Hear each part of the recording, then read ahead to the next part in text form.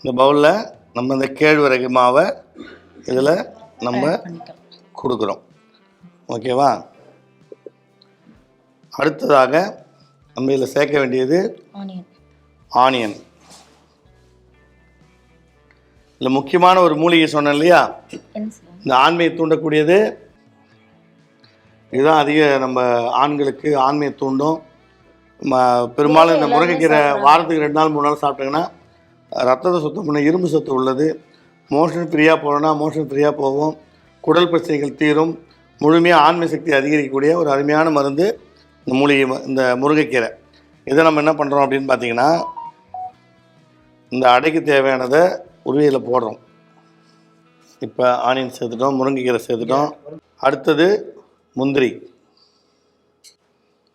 முந்திரியை நம்ம உடைச்சிட்டோம் இல்லையா. அடுத்து கொஞ்சம் பச்சை மிளகாய், கொஞ்சம் கருப்பு திராட்சை, கொஞ்சம் பாதாம் பருப்பு,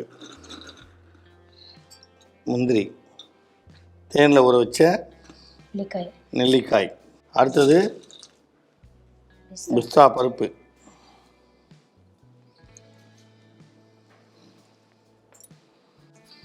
அதுக்கப்புறம் கொஞ்சம் வெள்ளரி விதை, அடுத்து அமுக்குரா கிழங்கு பொடி 1 ஸ்பூன், நிலப்பனை கிழங்கு பொடி 1 ஸ்பூன். இதெல்லாம் வந்து 1 ஸ்பூன் தான் போடணும். ஆமாம், அது அதிகமாகவும் சேர்க்கக்கூடாது. இந்த மூலிகையை பொறுத்த வரைக்கும் செஞ்சு சாப்பிட்றவங்க டாக்டர் ஆலோசனை பண்ணி செஞ்சு சாப்பிட்ணும். ஏன்னா அளவுக்கு அதிகமாகவும் சாப்பிடக்கூடாது. அளவுக்கு அதிகமாக சாப்பிட்டாவும் உங்களுக்கு உடல் ரீதியான பிரச்சனைகள் வரும். டாக்டர் ஆலோசனை பண்ணி நான் செய்கிற பக்குவத்தில் மறுபடியும் என்னுடைய நம்பர் கீழே இருக்குது, நம்பருக்கு கால் பண்ணி எப்படி செய்யணும் எப்படி சாப்பிடணும் கேட்டு உங்கள் இஷ்டத்துக்கு அதிகமாக கலந்து சாப்பிட்டீங்கன்னா கண்டிப்பாக உடல் உபாதைகள் பிரச்சனைகள் வரும். அதால் மருத்துவ ஆலோசனை பண்ணி சாப்பிடுவது நல்லது. இப்போ இதுக்கு கொஞ்சமாக சால்ட்டு போடணும், கொஞ்சமாக தண்ணி ஊற்றணும். அவ்வளோனா பேங்க, ஒன்றா மிக்ஸ் பண்ணுங்கள்.